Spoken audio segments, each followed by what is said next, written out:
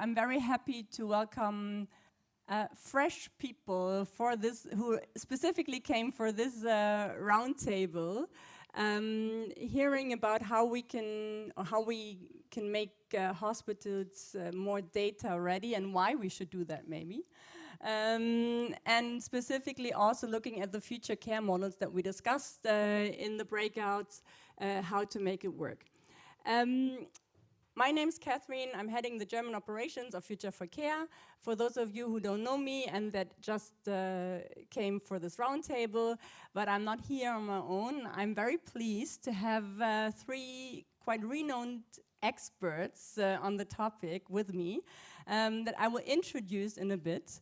And I think that this closing roundtable of the day is really also very exciting because we can look at the topic that we discussed today in a little bit more broader setup and broader view on why maybe now is a perfect timing to really get future care models scaled in the German market and also what it needs to do that.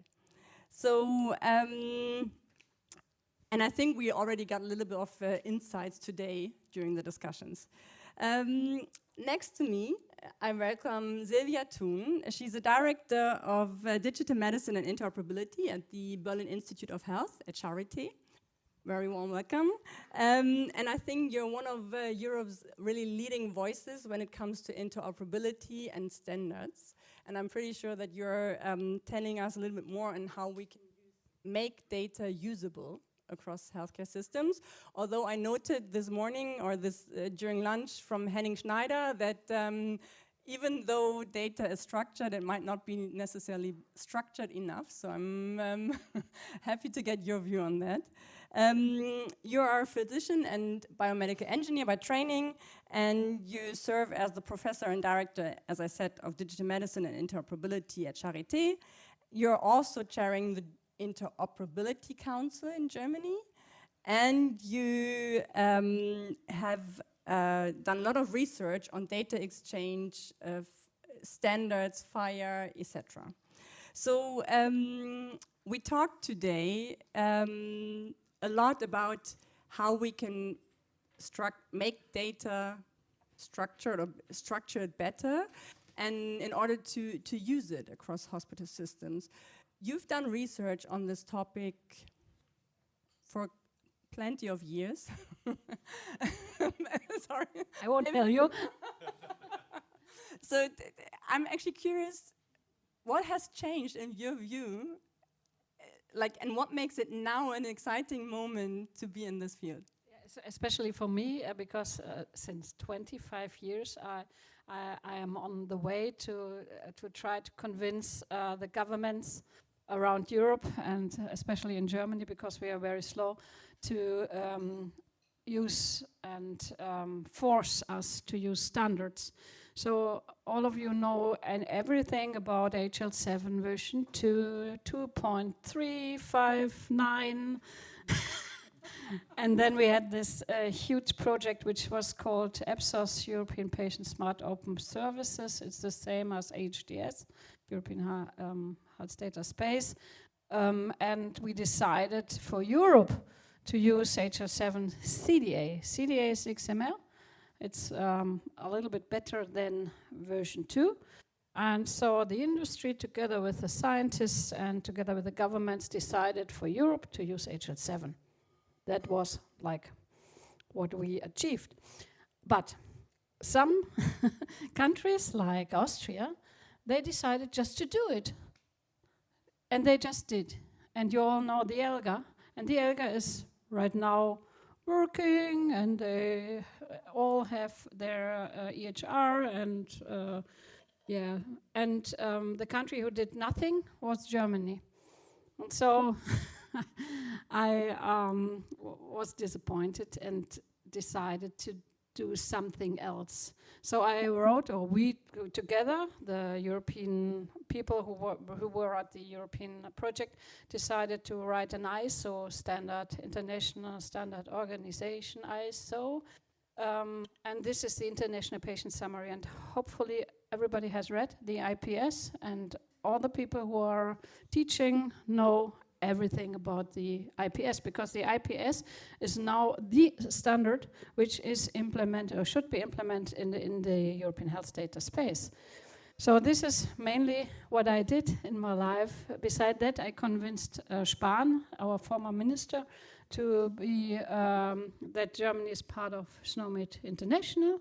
So we have a terminology, we use LOINC. I convinced Clem MacDonald to give us LOINC here for Germany. We translated part of it as well, and we are now translating SNOMED together with BfArM. And so we have everything to do and to work with standards. But what is missing? You are missing. Young people who are working together with us, who have new use cases, and the industry as well. Because my colleague Henning told you, I think, something about our hospital information system market. It's poor. We have just like 5 vendors left, and they don't use FHIR at all. Sometimes I think they even hate FHIR because they have their own business model. So that was my life. Perfect, and I'm pretty sure that we're going to have plenty of ideas on how we can drive this change further. So Aria, very happy to have you with us. You're Professor of Digital Health Economics and Policy at the Hasso-Plattner Institute in Potsdam, and also Professor or Adjunct Professor at the Department of AI and Human Health in Mount Sinai in New York. You've done a lot of research on how basically policies, regulatory pathways influence adoption and help emerging technologies, innovation become used and implemented. We discussed this quite a while. It's always easy to say, well, we need policies and then better regulation. I would be interested from your side why or how you think that regulation and also this like data topic, what's missing to make this actually work and drive adoption apart from regulation, maybe? Yeah, so first of all, thank you for having me, for bringing this group together. So we have so much work to do in general. So let me just say that. And because we were talking about it in the break, and because I was also speaking about it earlier today, and because I spend time in both the US and Germany, I want to just be very clear, and this is something I've been quoted as saying, and I stand by this statement 100%. It's not that the US has everything figured out, certainly not politically at the moment, but the US and Germany, and when even just thinking about health IT and the healthcare systems, are both deeply messed up, just in very different ways. And I think that's the important thing to keep in mind. And I think I know that that Germany has this really long disadvantage. So the U.S. High-Tech Act was passed in February of 2009. That was part of Barack Obama's economic recovery package because it was a, quote, shovel-ready project. This was a project that could be deployed with massive government subsidies. About $33 billion were spent on subsidies for hospitals to adopt electronic health records.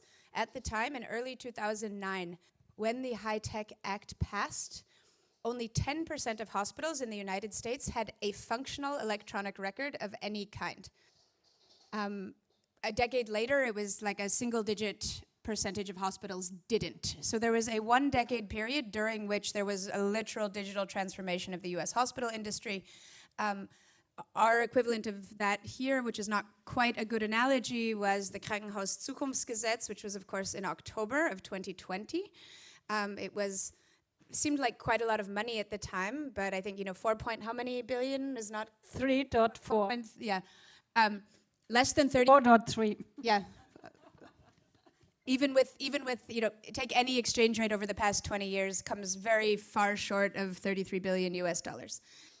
So I would say Germany, in terms of hospital digitalization, has 2 big disadvantages. One is the 11.5 year gap, and the other is that the subsidies for doing this work were an order of magnitude smaller than in the US.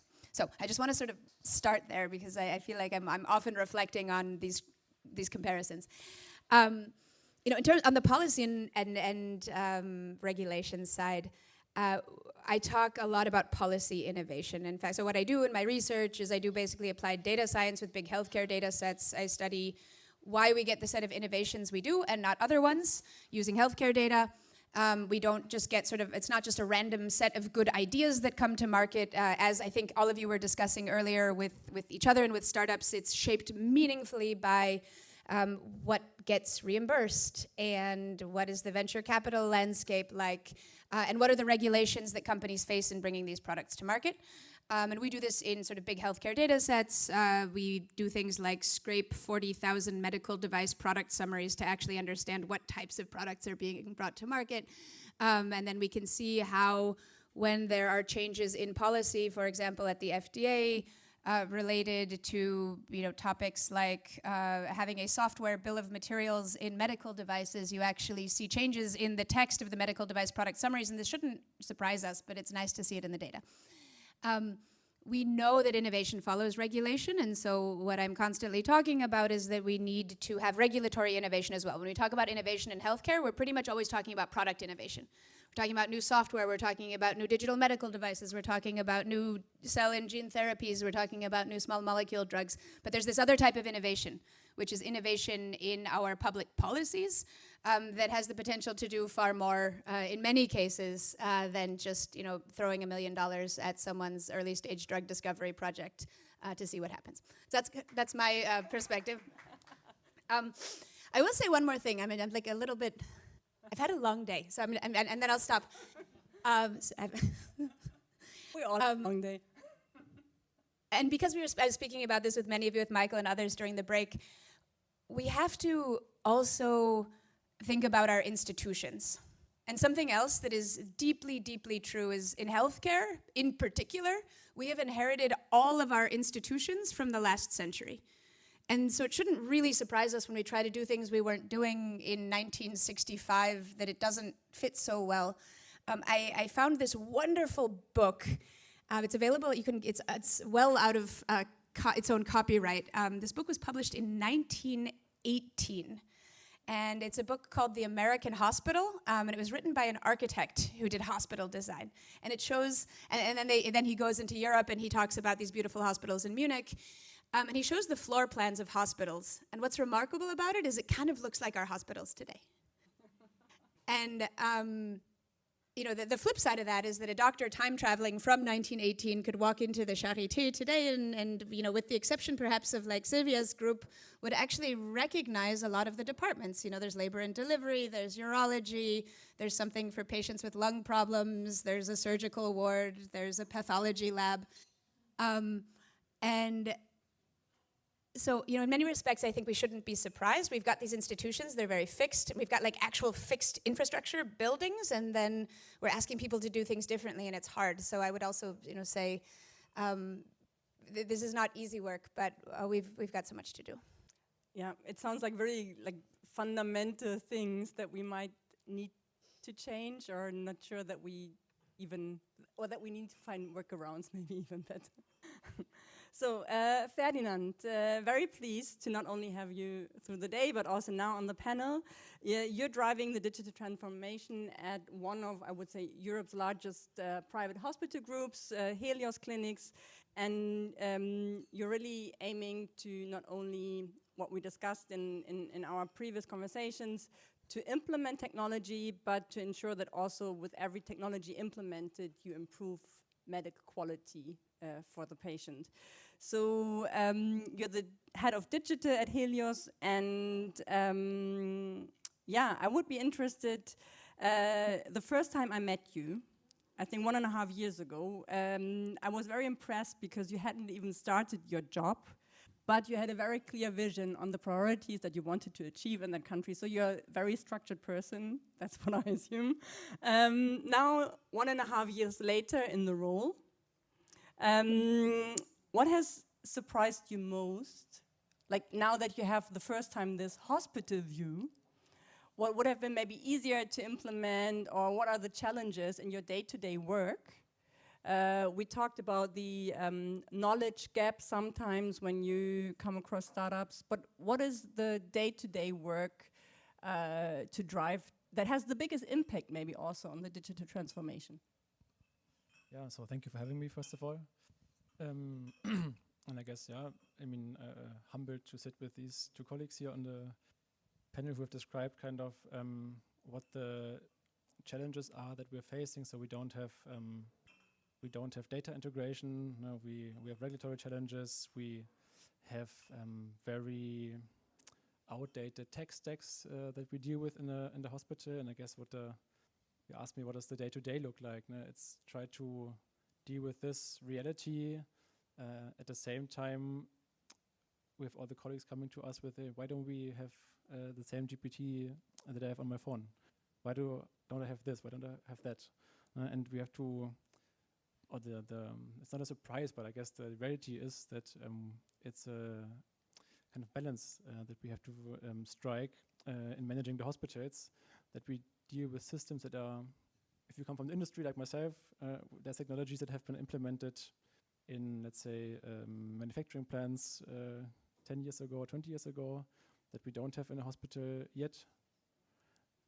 26 years ago. Or 26 years ago. This is when we implemented the DRG system, and then we had our first HIS systems in Germany. So the story goes even back further. So kind of we deal with these technologies, and then there's lots of different subsystems and these types of things. And we have to somehow manage this balance to say, okay, there is some priorities that we want to achieve. And for us, as you said, we try to break it down always to medical quality. So our aspiration, I think the biggest potential of digital transformation is the improvement of medical quality. So this can be, let's say, the realized quality really when you measure outcomes. Now we've heard a lot about different examples in radiology and diagnostics, these types of things. We've heard about maybe more experience, so how you perceive quality is something that we look at, but can also be automation or documentation. You can always say, yeah, that's about saving money, and when people talk about Helios, that's always kind of what we are being asked. I also know that, but I would say these technologies can also help improving quality of documentation, improve quality of processes. You know, we have lots of staff who don't speak German, let's say, as fluently as others. So, you know, we can all use these technologies to improve the process that we have. And my biggest surprise is, I guess, how big the gap is between other industries. Yeah, interesting. I mean, we today throughout the discussions, like recurringly, we were discussing that like the first step is structured data. You need to have structured data that you can assess and that you then drive insights out of it. Or so I'm listening to you. It sounds very logic that there needs to be standards. I understand like there are already standards in place for a long time. Why is it so different than to get to like really having structured data in a quality that you can use across the hospital system? Yeah, first of all, we do have structured data since 1850, because we are all working with the ICD 6, 7, 8, 9, 10, 11. And so the data is there, and we can really do research upon this data. And it's reimbursement driven, but it's fine for me because I know the bias, and that's fine for all researchers who are not like doing the deep research like my colleagues do. So we can access this data. It's from, you can get it from the insurance companies, or newest, we will gather it at BfArM. This is a new FDZ, Forschungsdatenzentrum, and then you can use the data. It's only about procedures, age, and diagnosis. So, but there's no lab data, no genetic data, no imaging data, and this is what we did. So who's we? We are the university hospitals in Germany. 37 university hospitals decided 8 years ago to make a research data platform based on FHIR and SNOMED and so on, all these standards, and it works quite good. So you can now do your research, or we try next semester with the HPI students as well, to do research upon this new platform. You just have to log in, and then you have access to the data of 37 university hospitals. Like, for instance, 2 billion lab results, and 240 EHRs. So that's a lot, because Germany is huge. So this is what we did, and it works. So we should be proud.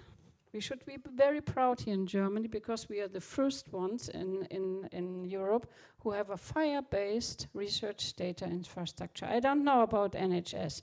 I know NHS dealt with CCDA a lot and with version 3, and you have some very, very huge and nice research platforms as well, but you cannot really exchange it with our platform. Our idea was that we have a EHDS-driven platform. So we do the leapfrogging from doing nothing to the new standard. And this is what works quite good, and you have access to the data. So we did not only do the pilot, but it is really a huge product, and it's for free. You don't have to pay, and we can exchange not only data and AI algorithms within the platform. Federated learning, you know everything about this, and but you can also access the data itself. But you have to ask me first, because we have a use and access committee in each hospital. So it lasts 3 months or 8 months till you get the data, but you get the data. So if you need something, just ask the platform. Perfect. So, but it's mostly then for research purposes. Yeah, for research. But beside that, you all know the Gematik and our tiny EHR in Germany.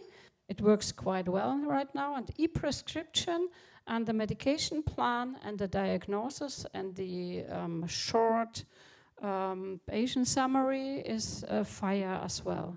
So this fits quite good to the research platform, so we get the data from the EHR, not now, but later, and can really align it with the data of the research platform and EHDS platforms. But still missing, the lab result is still missing. I'm really eager to get it, because I'm an engineer and I love metrics. So we need the SI system, and we need a standard which is called UCUM. This comes with LOINC. LOINC is for everything that you measure. So you need a standard. So if you have kilograms or millimoles or whatever, don't do it yourself. Use the UCUM standard. It's the international standard since 1999 from HL7 as well, and it's you can access this via BFARM. So I don't know why. I don't know why. Well, minimum, it's very good to hear that we are, for research, having already this excellent, that maybe also Germany, because it's very easy to complain on panels about like how much we're lagging behind. Apparently we're not. I take this as an example. Ferdinand, you mentioned that your ultimate goal is actually to then take this structured data, relate it into services, or link it to services, and also like real-time decision making. Yeah, and I think this is the biggest challenge, at least for us. Once we have a research database, and we, what we do with that, you figure out patterns, to diagnose better, and you figure out the best treatment pathways which have the best outcomes. But how do you make sure that this knowledge is then being used in the clinic and in the workflow? And I think this is oftentimes already with existing knowledge, where there is the challenge somehow. So what we try to focus on is to establish some sort of decision support tools that provide the guidance towards our staff at the point of care. Because right now, when we have a research platform as well, and we do lots of things with it, but it's always after the fact. So we look at all of our patient pathways, all of our patients that went through the system. We can make standards out of that. We can go to a site and say, hey, why didn't you do it like this when our standard is a different one at Helios? But that doesn't help the patient like in the moment. So what we're trying to do is really bring tools that just guide a little bit in the moment of the decision. And this is where we need structured data, because tool cannot work without input. And we need it real time, which comes back to the tech stack, which sometimes is outdated and doesn't provide often enough or at the right time the data. Our newest project is together with the AWMF, that's the scientific organization in Germany, AWMF, and it is called Dissolve. And within Dissolve, we are using the clinical guidelines. There are many guidelines in Germany and all around the world, and we are trying to translate the guideline to FHIR and semantics. And so this is what you need. So you need a research platform, and then you need the guideline, which is in the same language. Or if you have a outpatient care system or a nice tool or something, or clinical decision support tools, you need the guideline as well. Not only your own data, because this is just your own knowledge and the knowledge of some LLM. But you need the German guideline if you want to help German doctors, because it's about reimbursement as well, because insurance companies influence the guideline as well. And so this could be a solution for you at Helios. Yeah, it's a great point, and I like it because it's just an example that we have right now where we implemented a tool, and it's now on the first site. We want to roll it out to entire Helios, where we provide based on rules, so it's no fancy AI, it's just rules that we made with our specialty groups. We provide at the point of care some decision support for critical diagnoses. And the feedback that we got, to your point, is this is great, and it's nice the physicians use it to just get a better feeling, I guess, and to feel safer. But especially the junior physicians, they keep asking us, yeah, but so what do I do? Now this patient has 60% chance of sepsis, which is the most kind of obvious example, right? Yeah, but what do I do? And then it's kind of, okay, yeah, we have to provide guidelines or any other type of standard. And there was a group which is called ADEN syntax. And this is the old HL7 group with their own clinical guideline language. But I would not recommend this because the newest group is EBM on FHIR. And if you are interested in CDS, just join the group EBM on FHIR. And we are working together with the EBM on FHIR group in Dissolve, so for the clinical guidelines and for quality assurance as well, and for all these questions which you try to find solutions for. Ari, since you're doing a lot of research on, let's say, hospital data, like a little bit more from a visionary perspective, what are the services that you foresee that are possible, which are maybe, where are we maybe also falling short, which you think will take some more time? Yeah, I love the question, so thank you. And I think I want to kind of connect the last set of discussions. So, it's one thing to have the infrastructure to do real-time decision making, but we have to also learn new things. So if we just continue to program a bunch of clinical decision support tools that are guideline compliant, like first of all, if we could do that, that would be amazing. Like if there's just tremendous value in just take the 10% of the things that are the most common in the hospital and program some guideline compliant, no AI involved, hard-coded algorithms. That would be amazing. But I don't and we shouldn't not do that, but what we should do is think about what could we learn about the new types of care delivery models that, from what I understand, everyone spent some time talking about today. I couldn't be here, by the way. I would have loved to hang out for the afternoon, but we hosted the German Society of Digital Medicine's annual research symposium at the Hasso-Plattner Institute the last 2 days. And so I was hanging out with very young doctors who are big nerds and actually are writing new AI tools to actually do some of these things. So what we do, what I've done with various groups and teams over the years is actually look at real world data and learn from it. So I'll give you an example from the US, just because the data is really good and we can access it. We looked at all of the remote patient monitoring, which is just what Americans call telemonitoring. So don't let anyone confuse you. So in Europe, we say telemonitoring. In the United States, remote patient monitoring, and it's the same thing. We agreed we need a proper definition. Perfect, even better. So you're already ahead of most people. The Center for Medicare and Medicaid Services in the United States calls it remote patient monitoring, or RPM. And what we did is we actually looked at all the patients receiving RPM in the Medicare system. So you can't really criticize this. It's not just like, oh, it was just in one hospital, or it's like a cute little sample. It was, we had a 100% claims sample from the Medicare system. So you could, say we don't like the way you did your algorithmic matching, that's fine, but you can't say that there's something wrong with our actual data set, because it's the data. What we found is that there are extremely heterogeneous outcomes and also very heterogeneous opportunities for savings in remote patient monitoring in the United States. So I'll give you a few facts. The first fact is that in the Medicare system in general, this includes a lot of outpatient things because there isn't the German division between outpatient and inpatient care. It's more like Spain, which we were talking about earlier.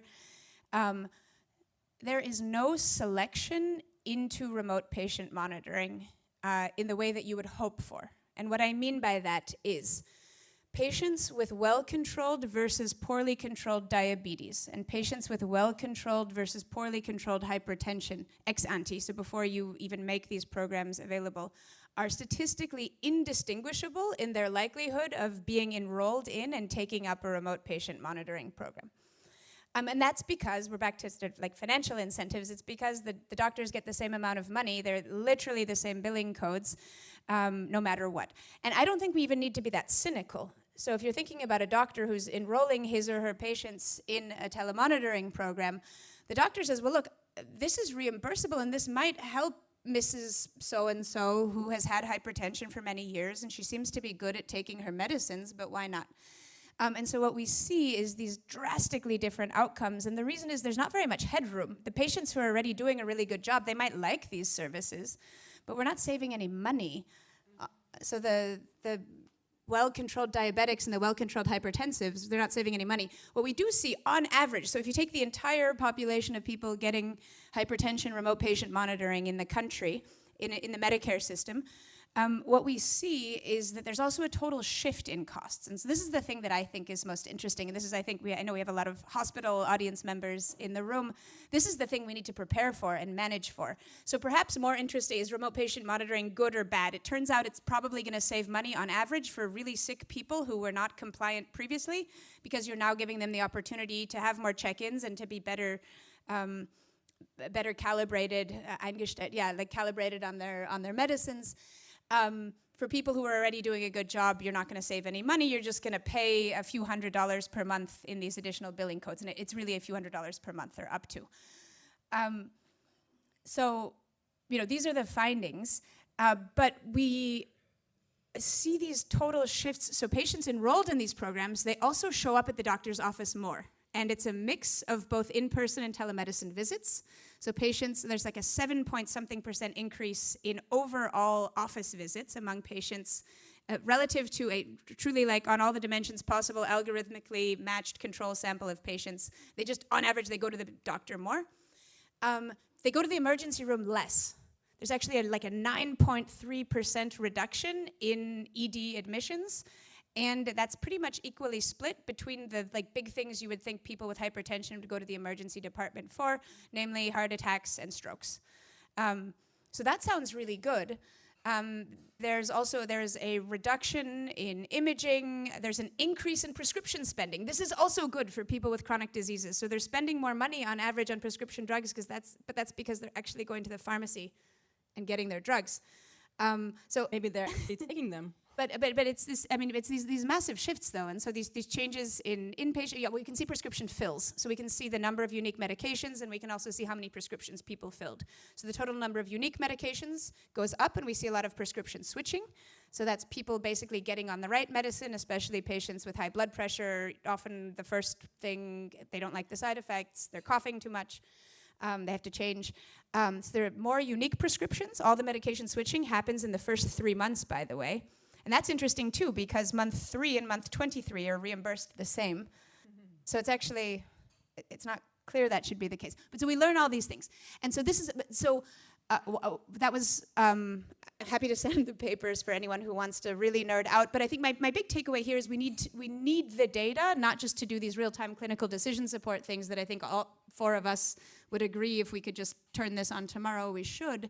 But we also need to learn about how the healthcare delivery system will change as we enable new care delivery models, and we can only do that with data. And so I'm interested, I of course feel very strongly about all the real-time stuff, and I want, as a patient, and we are all our future patients, I want to benefit from the real-time stuff, but as someone who thinks forward, I also want people to be studying the new care delivery models and then learning from the data so that we can think about how we do the hard work of managing process change.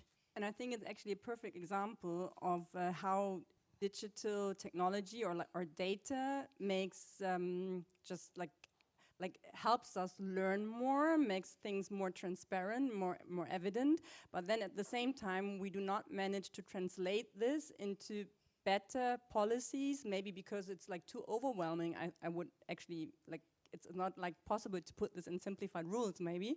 I don't know, and we discussed in one of the workshops like a more community focused approach, because specifically in remote patient monitoring, you could argue that those who invest are maybe not the ones that return, or get the return from the investment. So maybe like a view or a take on that one. I'm questioning if it's at all possible to have these nitty-gritty policies that are as dynamic, let's say, to have such a personalized approach. I think we need to try things. I think we need something that we're not very good at in Germany is experimenting with new payment models. But other countries do this. Other countries actually do this with limited successes, arguably. But I would love to see a world. We can all like march over to the Ministry of Health after this, after we've all had like one beer. But no, I mean, I would love to sort of. I would love to see a future where there was opportunity to sort of think more creatively about how have more creative freedom in how we deliver care, because the payment allows for that. This is not something that I see going well. But we already changed some laws concerning the telemedicine. Now you're allowed to use telemedicine. I think 70% of your patients are allowed to consult with telemedicine, and the other is the online pharmacy. So you know that there are many things going on right now. Everything is changing. So you can get your Ozempic or whatever from the online pharmacy, and you don't even see a doctor anymore in Germany. So it's all possible right now. And if you do products, startups and products, you should be aware that there are many things changing right now in Germany. Yep. Yeah, and I mean, I think I sort of have the glasses half full read on the coalition agreement for the current government, where where it explicitly says more sort of sectorally sektorenübergreifend. How do you? As long as we do have the KBV, that will not happen. And we have various. Everyone has their embedded. Their lobbyists, but I think you could take a very. I'm a hopeless optimist, so I think there are interesting opportunities for sure, but we have to, play within. And for the startups here, there will be times, no matter how amazing your product is, you might just have to like twist yourself into a pretzel to find a way to get it paid for. until we can change the payment system because it's so manifestly obvious that this is a good idea that we just make it reimbursable, but you might have to like learn a lot of yoga along the way. So you should be aware of our system, because it's like, if you don't know what the KBV is, perhaps you can explain what I think it's only German, and it's a statutory health insurance system where the outpatient care doctors get paid from the KBV, but nobody needs the KBV. So, but there is this huge organization, and they are in charge of how many doctors are in Berlin, or on not hospitals, but the outpatient care system. So I'm sorry for that, but I mean, this is Germany, and they are responsible for some standards in Germany. And I always try to convince them that there's no difference of a hemoglobin from the hospital or a hemoglobin of an outpatient care patient. It's the same hemoglobin, but they reinvented the wheel. So it's called Mio 42 in Germany, and the other thing is called Gematik and ISIG. And so they fought 5 years, and now they are forced to work together to have one hemoglobin. 718, by the way. That's hemoglobin in Loink. I hope everybody knows what Loink is. Who doesn't know what Loink is? Okay, Loink is a terminology for observations and lab results. So I think also a common theme that we discussed, or that we heard quite often, is that maybe the German system, knowing the strong sectors and the interest groups, and not having this like overlooking centralized body who could basically enforce change quicker. I wanted to discuss with you, so how we maybe have a more private, proactive approach, not waiting for the policies, but because we heard some examples where actually hospital groups among, let's say, a specific country are building an alliance to drive a topic and not wait for policies. I know we're in a federal state system, but Ferdinand, sounds like your question. I don't know. I mean, you can have an opinion, right? But I think there's always a little bit the two topics that you have to look at. On the one side, of course, I mean, myself, Helios, when we talk about medical quality, we're always interested in exploring new ways of care or care models, I think you said, if it's to the benefit of the objective, let's say. So I think nobody would argue about this, right? So, and of course, it's a good idea that you get together and you ideate and you find new solutions to something. But also the reality of the matter is that, of course, also when companies approach us, or I guess any other hospital chain, I would guess, one of the first questions is like, how is it reimbursed? And I also think, actually, I mean, I leave the comments to that to other people, but it's a good thing, in my opinion, that hospitals are kind of measured also on a financial basis, and if you like the system or not, but that you kind of have a perspective on what all your financials are. So the question itself isn't bad, in my opinion, that we kind of ask ourselves, is this reimbursed? How does it reflect our cost structure? So that we kind of get our financials also in order. So I think it's always a good idea, but the reality is that it will always be focused around reimbursement. So if there would be some, let's say, innovation funding or stuff like that, always happy to contribute, but otherwise I think the application is very little. No? I mean, with there is like innovation funding, but called InnoFund. Difficult to kind of scale or bring it beyond these projects, right? So maybe before we open the floor for questions from your side, since we have a lot of founders, startups here, and you mentioned that we need the new, fresh ideas to be implemented in the system,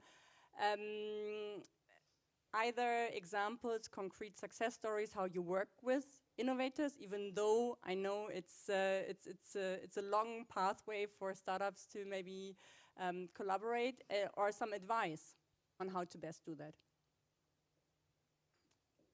In my opinion, so I can start. We get, of course, lots of kind of requests. So you have always good chance, let's say, to end up with a high priority if the objective kind of is quality, so quality of care or perceived quality, or if you bring us ideally an IOI calculation that shows us kind of how the return of invest would be. So these are kind of the criteria how we screen new solutions. And I think really what differentiates if it's successful like in a quick way or not is how well solutions are integrated or easy to integrate into the workflows that we have. That is oftentimes in Germany the KISS, the EHR system, EMR, so I'm not really sure about the English correct term for that. But the HIS system, thank you. So basically all of our workflows are there, and we really see that our staff is getting overwhelmed by all these new digital tools that we provide them, and kind of isolated, they're nice, but if you're not in the workflow, it's just too much, and we end up looking at usage numbers which are below expectations. So kind of think about how does it fit into the workflow? Can you integrate? Can you completely change the workflow? And then, in my opinion, it's really if the clinicians see that it's easy, they will ask for it, and then the adoption kind of drives itself. So I'm also a big fan of change management, but I don't think actually it's the big hurdle, because if the tool is really good, then it's not a big issue. We do have at BIH, we do have a nice accelerator. You can apply there, or you can apply at BFAM for being a DIGA, digital application, DIGA. Or you can join an InnoFond project, which is reimbursed by the insurance companies.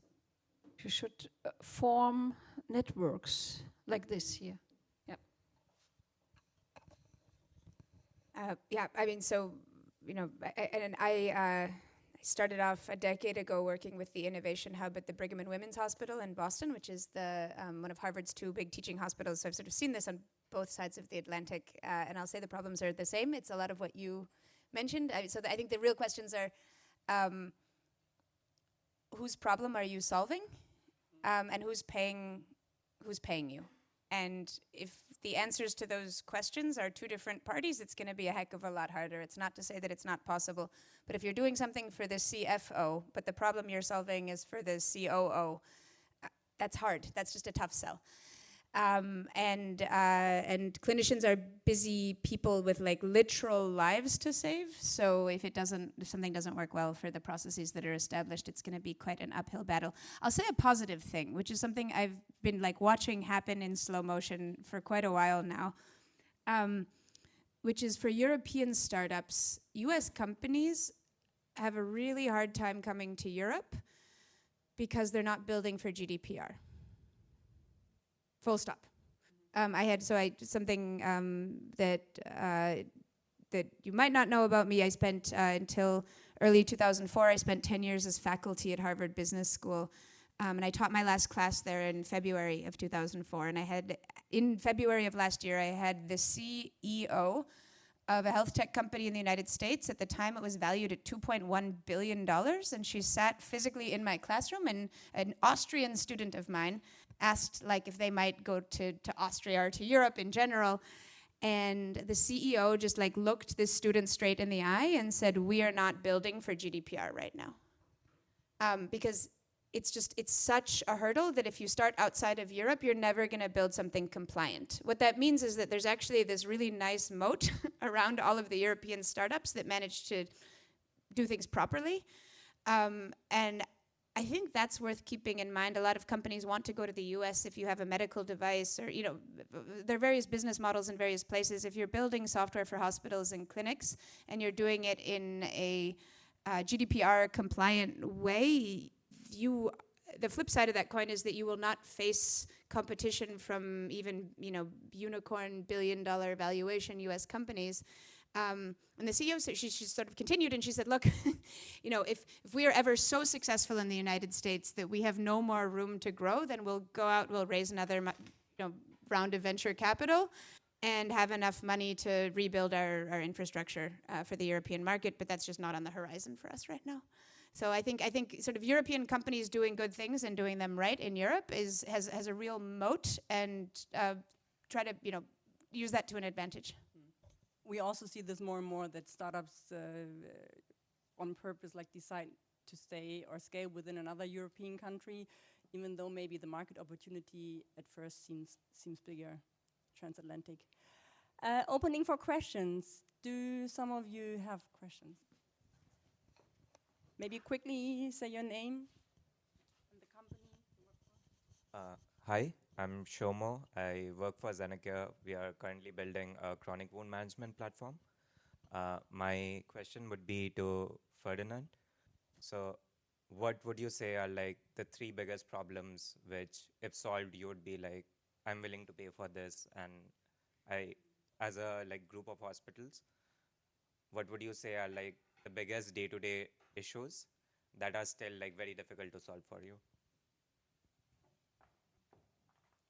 I mean, the 3 challenges, I guess, that top of mind, I wouldn't kind of know if I would say day to day or so, but the fact, I guess, that it's difficult for, I guess, any hospital chain to make sure that it doesn't matter for a patient which time of day, which site you go to, which physician you meet, that always the standards are adhered to, especially in the emergency room, which in Germany is kind of, in the system-wise, 50% of patients go to emergency room, give or take. And there kind of every patient can meet every doctor, to make it very simple. So this kind of is a topic that we try to deal with. Data availability, I would say, is something that concerns us. So both structured data, we have, I think, 80% of our data is in PDF or so, or at least in text format. And then real time we talked about. And third topic, I think you said in your speech that 30% of time is spent on documentation, and that, I mean, documentation kind of makes sense in a way that we create the data. That's good, but it doesn't have to be like typing in with a keyboard. So there's technology available right now that can take that away. Yeah, there is technology, but we still have kind of to implement it into the workflow. So this would be my 3.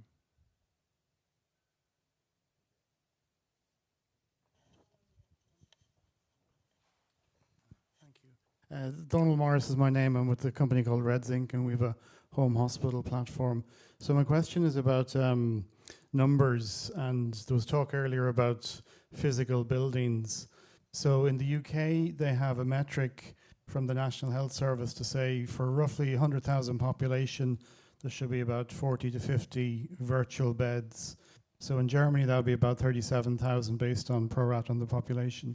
Do you have any comment on that number? Would that make sense? Or has there any studies been done, or might you do any studies? Thank you. Yeah, just for outpatient care, there's a number, and responsible is the KBV again, but not for hospital beds. So there's no number for hospital beds or virtual hospital beds or telemedicine consultations. So is this the answer? Well, it's really about if the physical beds are going to change into virtual beds for... Not yet. Not with our existing system right now. Yeah, there's no change. But the politicians tried to force to have less beds, but the hospitals want to hold the bed because it's their money that they get per bed and per DRG. So this is not the right way to do it in Germany. I think the NHS way is better. Okay.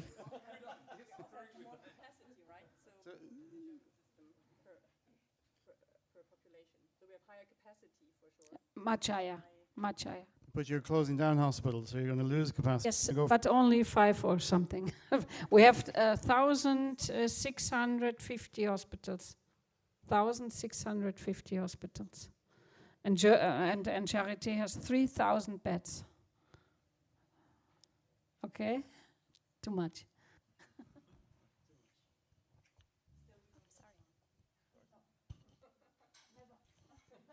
I'm sorry I interrupted you about the NHS, but I would like to comment. Having spent most of last year in the US,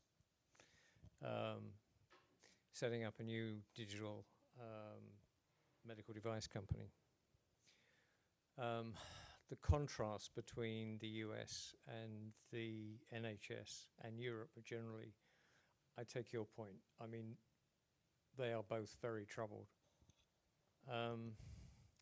And the issue of revenue and bed closure and so on is a stark one. Politicians, yes, want to see bed closure, and the NHS has gone far too far in that direction, to the extent now that they are putting beds back, okay, because it's the only way they can do it.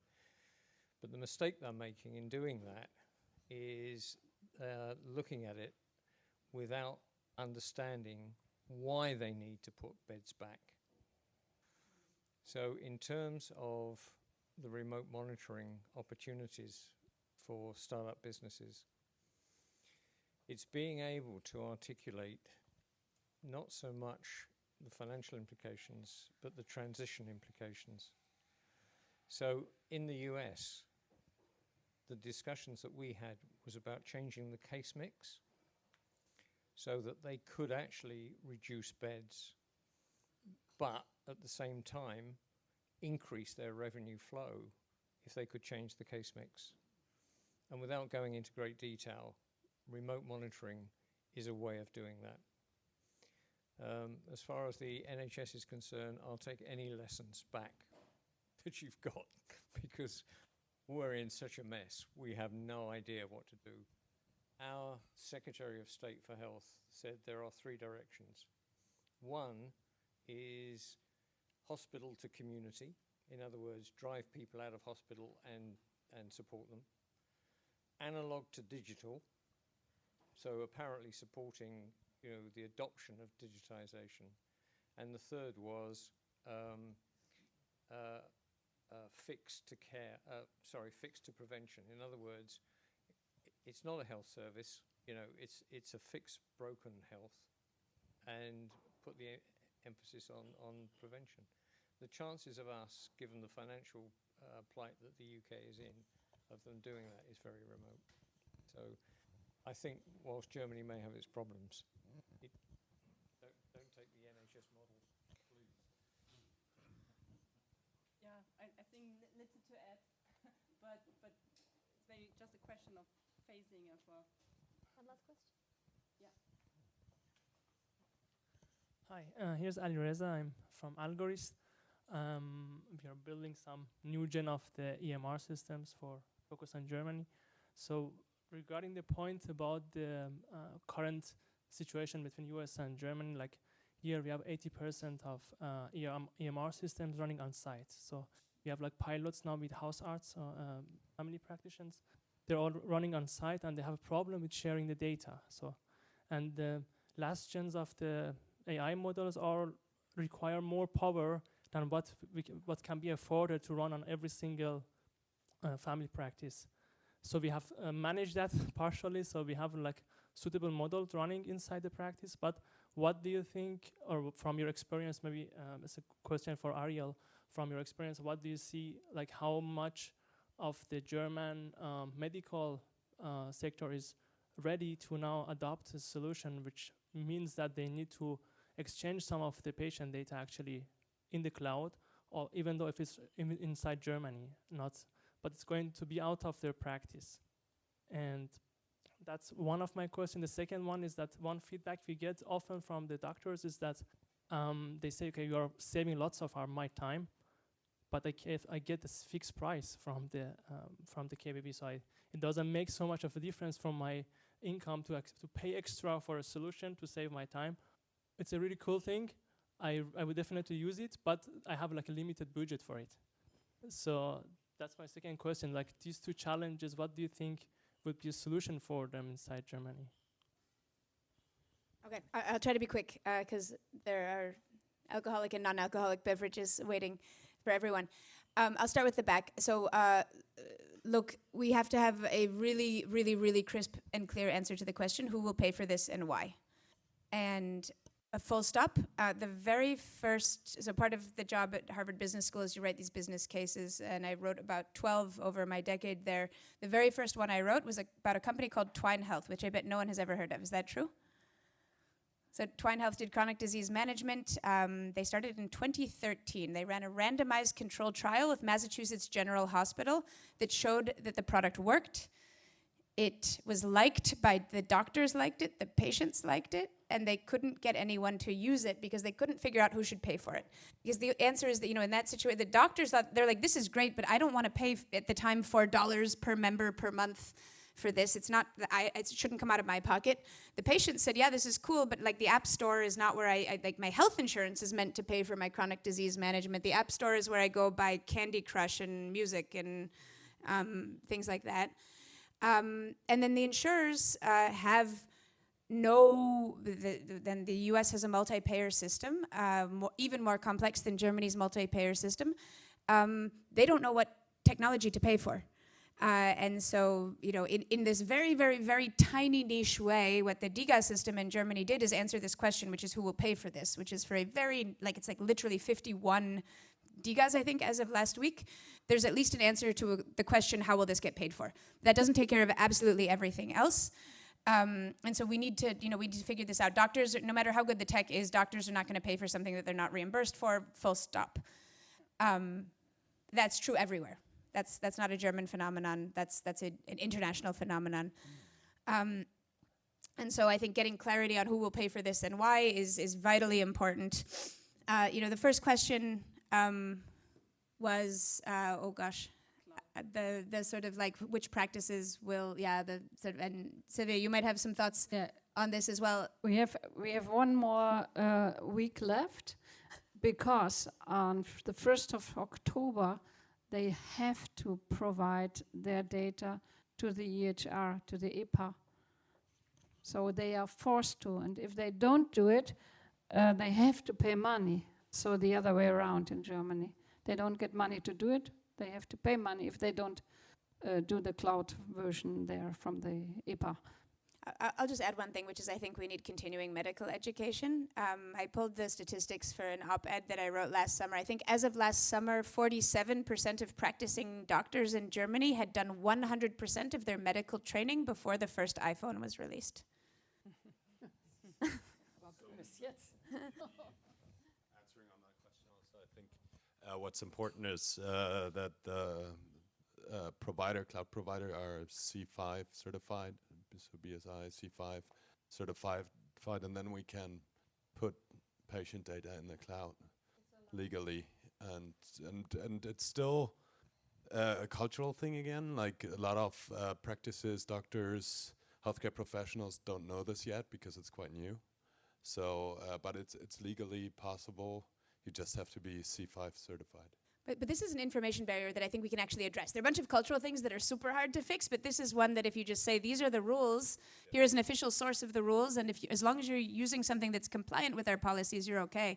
We have a bunch of other areas but there's just so much catching up to do in terms of medical education.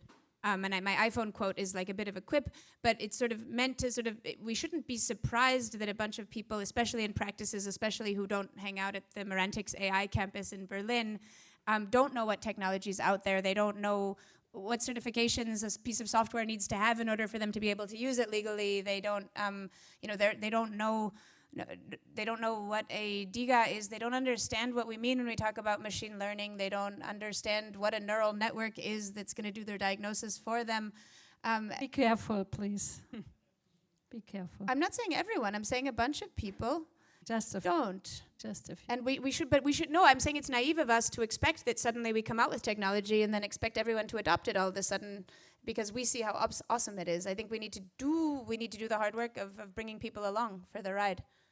I think We should have a new course with MBOS about digitalization. We can provide knowledge then to the doctors. I would argue that like the example that you mentioned, I mean, like family practices is like probably also the hardest market that you can choose, to be honest, like from an advisory standpoint, because it's such small entities, and you need to convince each single one of them, and they're probably, I mean, they became doctors to help patients. They are not tech savvy per se. So in those questions, I think there are a couple of very good cloud-based companies who are now offering software. So rather maybe partner with them and see how you can take the low-hanging fruits. This is what I would argue, because else it just takes too long time, I think, for a startup life. And there's some software tool right now together with the AOK, that's the biggest health insurance company, and they have a tool, I think that's similar to yours, cloud-based for all Hausärzte, for all of them. Yeah, so you should work together with the insurance companies and the Verbände. Yeah. Very good. Thank you, everyone. I think we had a very intense, long day. Thank you very much, Sylvia, Ariel, Ferdinand, for this very deep discussion.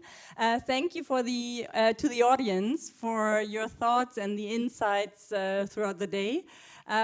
We have a few drinks, plenty of time for networking, and so happy to see that maybe we could inspire some fruitful collaboration or some ideas to drive progress in this very German cultural but evolving hospital care.